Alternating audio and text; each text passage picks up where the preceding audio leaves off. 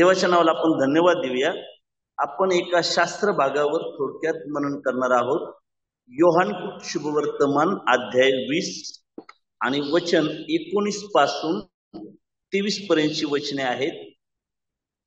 येशूचे प्रेषितांना दर्शन, आणि यामधून आपण 4 गोष्टी पाहणार आहोत। पहिली गोष्ट किंवा पहिला मुद्दा असा की जेव्हा शिष्य गोंधळलेले घाबरलेले होते तेव्हा प्रभू येशू ख्रिस्त त्यांच्यामध्ये हजर झाला।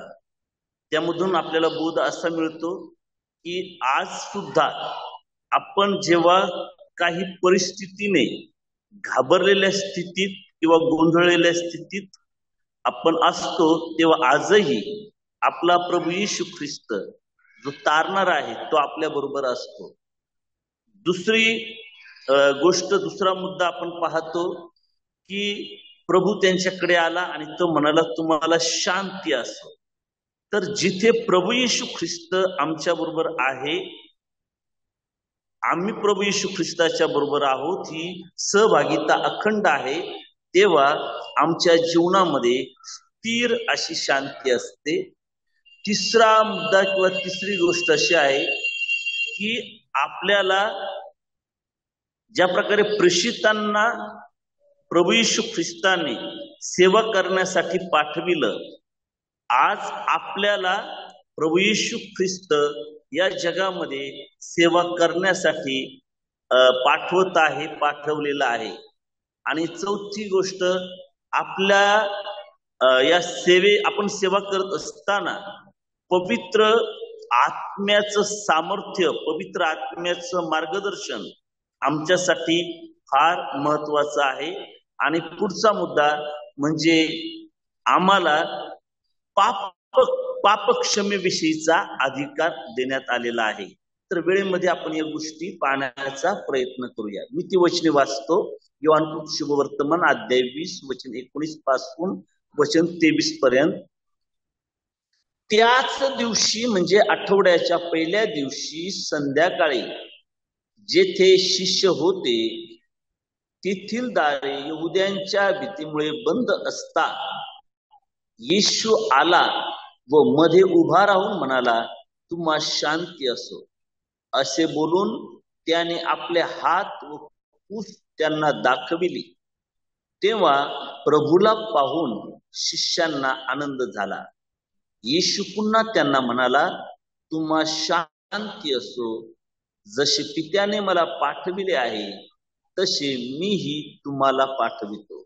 असे बोलून त्याने त्यांच्यावर फुंकर टाकला आणि त्यांना म्हटले पवित्र आत्म्याचा स्वीकार करा। ज्या कोणाच्या पापांची तुम्ही क्षमा करिता त्यांची क्षमा झाली आहे, आणि ज्या कोणाची तुम्ही तशीच ठेवता ती तशीच ठेवलेली आहे। देवाच्या वचनाबद्दल आपण देवाचे आभार मानूया। आता आपण पहिली गोष्ट या ठिकाणी पाहतो की शिष्य घाबरलेले होते, गोंधळलेले होते। अशा स्थितीमध्ये प्रभू येशू ख्रिस्त त्यांच्या जवळ आला। जेव्हा प्रभू येशू ख्रिस्त त्यांच्या जवळ आला तेव्हा त्याने शांती दिली। ते अगोदर घाबरलेले होते, पण जेव्हा प्रभू आला तेव्हा वचन 20 मध्ये आपण वाचतो आपण की त्यांना आनंद झाला। तर या ठिकाणी आपण पाहतो की शिष्य घाबरलेले, गोंधळलेले होते आणि प्रभू त्यांच्यामध्ये आला। आणि आपणही यामधून आपल्या दररोजच्या जीवनासाठी हा बोध घेऊ शकतो किंवा तो बोध आपल्याला मिळतो। तो म्हणजे आपण कोणत्याही स्थितीमध्ये असलो पण आपण प्रभूवर अवलंबून असलो तर प्रभू आपल्यामध्ये आहे, तर आपल्याला घाबरण्याचं कारण नाही। प्रभू त्यांच्यामध्ये आला आणि तो म्हणाला, उभा राहून म्हणाला काय बरं, तुम्हास शांती असो। जगामध्ये पण शांती आहे आणि प्रभू येशू ख्रिस्त पण शांती देतो, पण जगातील शांती अस्थिर आहे, तकलादू आहे। परंतु प्रभू येशू ख्रिस्त जी शांती देतो ती चिरकाळ टिकणारी अशी शांती आहे. आणि प्रभू तिथे आला, प्रभूने त्यांना शांती दिली. वचन 20, असे बोलून त्याने आपले हात व कूस त्यांना दाखविले. तेव्हा प्रभूला पाहून शिष्यांना आनंद झाला. प्रभू त्यांच्यामध्ये आला आणि तो पुनरुत्थित प्रभू, तो मरणातून पुन्हा जिवंत झालेला प्रभू, हा आपल्या शिष्यांचा विश्वास हा मजबूत आणि खंबीर करत आहे. पौल म्हणतो प्रभू येशू ख्रिस्त 500 पेक्षा अधिक लोकांना तो दिसला, त्याने शिष्यांची खात्री करून दिली. आणि या ठिकाणी आपण पाहतो की प्रभू येशू ख्रिस्ताने त्यांना शांती दिली. त्यांचा विश्वास तो खरोखर पुनरुत्थित झालेला आहे. तो विश्वास त्यांचा दृढ केला आणि त्याचा परिणाम आम्ही पाहतो, शिष्यांना आनंद झाला. आता भीती निघून गेलेली आहे, शंका नाहीये आणि त्या ठिकाणी आनंद झालेला आहे. दुसरी गोष्ट जी आपण पाहतो ते म्हणजे वचन 21 आपण वाचूया. येशू पुन्हा त्यांना म्हणाला, तुम्हास शांती असो. जसे पित्याने मला पाठविले आहे तसे मीही तुम्हाला पाठवितो. या ठिकाणी प्रभू येशू ख्रिस्त प्रेषितांना, शिष्यांना सांगत आहे, पुन्हा तो म्हणाला तुम्हाला शांती असो. कारण आम्हाला प्रभूची सेवा करण्यासाठी आणि विश्वासाचं जीवन जगण्यासाठी प्रभूची चिरस्थायी शांती असणं, त्या शांतीमध्ये आम्ही असणं फार महत्वाचं आहे. आणि म्हणून प्रभू येशू ख्रिस्त पुन्हा त्यांना म्हणाला तुम्हास शांती असो. जसे पित्याने मला पाठविले. प्रभू येशू ख्रिस्त सांगत आहे, पित्याने जसे मला पाठविले. आता पित्याने प्रभू येशू ख्रिस्ताला कसे पाठविले? तर पित्याने प्रभू येशू ख्रिस्ताला या जगात पाठवलं ते पित्याच्या अधिकाराने, सामर्थ्याने. अर्थात प्रभू येशू ख्रिस्त स्वतः देव आहे, पण तो मनुष्य होऊन या जगात आला आणि मनुष्य होऊन त्याला पाठवलं आमच्या तारणासाठी. तेव्हा त्याला पित्याने आपला अधिकार देऊन पाठवलं. आणि प्रभू येशू ख्रिस्त शिष्यांना स्वतःचा अधिकार देऊन पाठवत आहे. पाठवण्यासाठी अधिकार महत्वाचा आहे. आणि प्रभू येशू ख्रिस्त जसे पित्याने त्याला पाठवलं त्या प्रकारे शिष्यांना पाठवित आहे. आणि तो प्रभू येशू ख्रिस्त आम्हाला पाठवत आहे, शिष्यांना पाठवलं. आज आम्ही त्याचे शिष्य आहोत. प्रभू आजही आम्हाला त्याच्या सेवेसाठी पाठवतो. तर जर मत्तेकृत शुभवर्तमान आणि आपण 28वा अध्याय आणि त्यामध्ये जी नेहमी वचने वाचतो ती जर पाहिली तर त्यामध्ये प्रभू येशू ख्रिस्ताने त्यांना सांगितलं की स्वर्गात आणि पृथ्वीवर सर्व अधिकार मला दिलेला आहे. दुसरी गोष्ट प्रभू येशू ख्रिस्त शिष्यांना सांगत आहे काय बरं? युगाच्या समाप्तीपर्यंत सर्व दिवस मी तुमच्या बरोबर राहणार आहे. आणि जेव्हा एक प्रश्न मनामध्ये येतो की शिष्य, जे 11 शिष्य, त्यांना प्रभूने एवढी मोठी कामगिरी दिली, संपूर्ण सृष्टीला, सर्व राष्ट्रांना सुवार्तेची घोषणा करा, सुवार्ता सांगा, शिष्य करा, शिष्यांना बाप्तिस्मा द्या, त्यांना सर्व पाळावया शिकवा. आणि हे जागतिक लेवलचं मिशन किंवा सेवा देव शिष्यांना देत आहे. पण शिष्यांकडे अशी कोणती गोष्ट प्रभूने दिली की ज्यामुळे ते जागतिक लेवलचं एवढं कार्य करू शकतील? तर ते म्हणजे प्रभू येशूचा अधिकार असलेला प्रभू त्यांच्या बरोबर राहण्याचं त्याने त्यांना अभिवचन दिलं. आणि तेच अभिवचन आपल्यालाही आहे. या ठिकाणी प्रभूने त्यांना स्वतःचा अधिकार देऊन पाठविलं. आजही आपण प्रभूची सेवा करत असताना आपल्याला आनंदाचा विषय तो म्हणजे ज्या प्रभू येशूला स्वर्गात आणि पृथ्वीवर अधिकार दिलेला आहे तो प्रभू येशू ख्रिस्त सदोदित आमच्या बरोबर आहे. मत्तेमध्ये तो म्हणतो युगाच्या समाप्तीपर्यंत मी तुमच्या बरोबर आहे. आता ते प्रेषित नाहीत पण आज आम्ही त्याची शिष्य आहोत आणि आजही तो आमच्या बरोबर आहे आणि प्रभूचं येणं होईपर्यंत युगाच्या समाप्तीपर्यंत तो प्रभू त्याच्या शिष्यांबरोबर असणार आहे. आणि प्रभूची सेवा करण्यासाठी जी महत्वाची गोष्ट आनंदाची गोष्ट म्हणजे प्रभू आमच्या बरोबर आहे. आपण तिसरी गोष्ट आपण या ठिकाणी पाहतो की प्रभू त्यांना म्हणाला, आपण वाचतो वचन 22, असे बोलून त्याने त्यांच्यावर फुंकर टाकला आणि त्यांना म्हटले, पवित्र आत्म्याचा स्वीकार करा.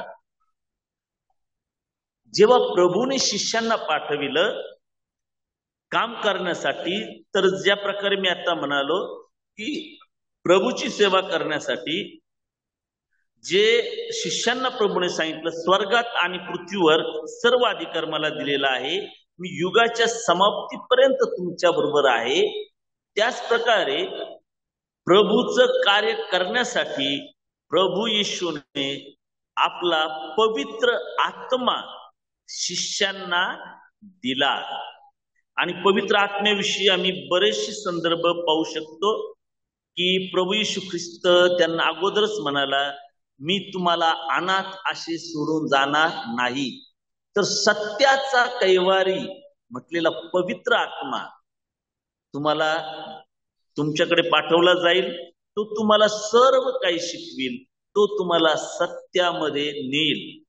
आणि शिष्यांना प्रभूने हे पण सांगितलं होतं, जर आपण लूक 24वा अध्याय आणि वचन 49 वाचलं तर म्हटलं, माझ्या पित्याने देऊ केलेली देणगी तुम्हाकडे पाठवितो, तेव्हा तुम्ही स्वर्गीय सामर्थ्याने युक्त व्हाल.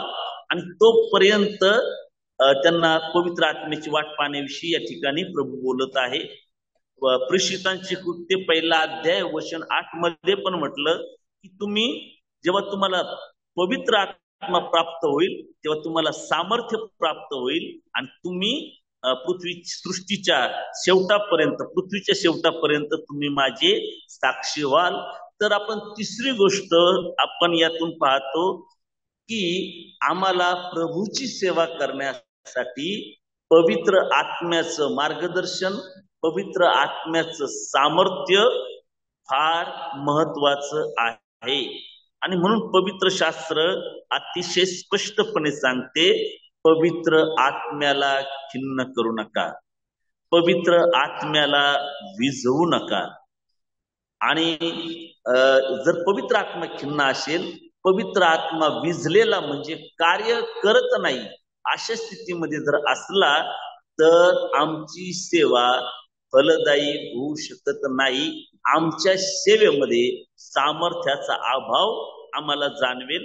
आणि म्हणून आम्हाला प्रभू येशू ख्रिस्ताची सेवा करत असताना पवित्र आत्म्याचं सामर्थ्य, मार्गदर्शन असणं फार गरजेचं आहे. आणि म्हणून आपण ही गोष्ट, आपण तिसरी गोष्ट यातून आपण पाहू शकतो.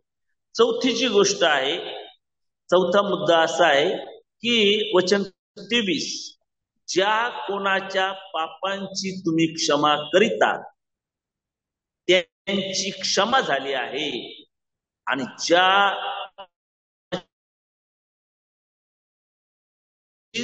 ठेवलेली आहे. म्हणजे या ठिकाणी जसं अगोदर आम्ही पाहिलं, प्रभू येशूने स्वतःचा अधिकार देऊन त्यांना पाठवलं आणि त्याचा प्रत्यय अनुभव किंवा एक उदाहरण या ठिकाणी आम्ही पाहतो की जर तुम्ही कोणाला पापांची क्षमा केली तर पापाची क्षमा केली जाईल. तुम्ही जर कोणाची क्षमा नाही केली तर त्यांचे पाप तसेच राहिले जातील, त्यांची क्षमा केली जाणार नाही. म्हणजे एक प्रकारे जेव्हा मी या वचन वाचलं तेव्हा आपण पाहतो की बंधुजन प्रार्थना करीतात, तेव्हा बाकी सर्वजण आमेन म्हणतात. आणि या ठिकाणी आम्ही असं पाहतो की जेव्हा आमेन म्हणजे त्या प्रार्थनेला बाकीचे बंधूजन सहमती दाखवतात, असंच हो, त्याच्याशी ते समरूपता दाखवतात. तसंच जेव्हा शिष्यांना जो अधिकार दिला त्यामध्ये असं पाहावयास मिळतं, जर शिष्यांनी कोणाला क्षमा केली तर जसं स्वर्ग आमेन म्हणेल. शिक्का देव त्या ज्यांना शिष्यांनी प्रेषितांनी क्षमा केलेली आहे सांगितलं आहे, तुला तुझ्या पापांची क्षमा झाली आहे, तर जसं काय स्वर्ग आमेन म्हणून त्याच्यावर पवित्र आत्म्याचं किंवा क्षमा प्राप्त झाल्याचा शिक्का मारेल. आणि जर एखाद्याला सांगितलं की तुम्ही आपल्या पापात, तू तुझ्या पापात मरशील, तुला पापाची क्षमा झालेली नाही, तुझा पापामध्ये तू मरशील, तेव्हा जसं स्वर्ग देव सुद्धा त्याला आमेन असं म्हणून त्याचं पाप तसंच ठेवतो. आता यासाठी आपण मत्ते शुभवर्तमानकडे जाऊया. ती वचने माझे फारच आवडीचे वचन आहेत. मत्तेकृत शुभवर्तमान अध्याय 16 आणि त्या ठिकाणी या गोष्टी आपण थोडस पाहतो. मत्तेकृत शुभवर्तमान अध्याय 16. वेळ किती झालाय माझा? ओके, हा ठीक आहे, पटकन आपण संपूया.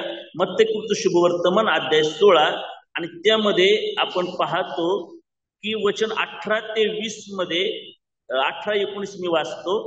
आणखी मी तुला सांगतो, तू पेत्र आहेस आणि या खडकावर मी आपली मंडळी रचीन व तिच्या पुढे अधोलोकाच्या द्वारांचे काही चालणार नाही. मी तुला स्वर्गाच्या राज्याच्या किल्ल्या देईन आणि पृथ्वीवर जे काही तू बांधशील ते स्वर्गात बांधले जाईल व पृथ्वीवर जे काही तू मोकळे करशील ते स्वर्गात मोकळे केले जाईल. म्हणजे या ठिकाणी आपण पाहतो हा अधिकार फक्त प्रेषितांना दिलेला असं नव्हे. पेत्राला प्रभू म्हणाला, मी तुझ्याकडे स्वर्गाच्या राज्याच्या किल्ल्या देईल. म्हणजे ज्याला स्वर्गात पाठवायचे त्याला ते तुझ्या हातामध्ये, कोणाला स्वर्गात नाही पाठवायचं तुझ्या हातामध्ये. आणि त्याचा मार्ग एकच आहे. जेव्हा एक पापी व्यक्तीला सुवार्ता सांगितली जाते आणि तो पापी व्यक्ती प्रभू येशू ख्रिस्ताला तारणारा म्हणून कबूल करतो, पापाबद्दल पश्चाताप करीतो, तेव्हा प्रभूचे जे शिष्य आहेत ते या वचनाच्या आधाराने सांगू शकतात, बंधू तुम्हाला तुझ्या पापाची क्षमा झाली आहे. तर देवही त्या गोष्टीला आमेन म्हणतो. आणि जर कोणी ख्रिस्ताला नाकारलं तर देवाची प्रभूची शिष्य असं सांगण्याचा अधिकार आहे, तुम्ही ख्रिस्ताला नाकारत आहात, ख्रिस्ताला तारणार म्हणून स्वीकारत नाहीत, तर तुम्ही किंवा वैयक्तिकरित्या तू तुझ्या पापात मरशील, तेव्हा त्याचं पाप तसंच राहतं. यावरून मंडळीला प्रभूने दिलेला अधिकार आपल्याला पाहावयास मिळतो.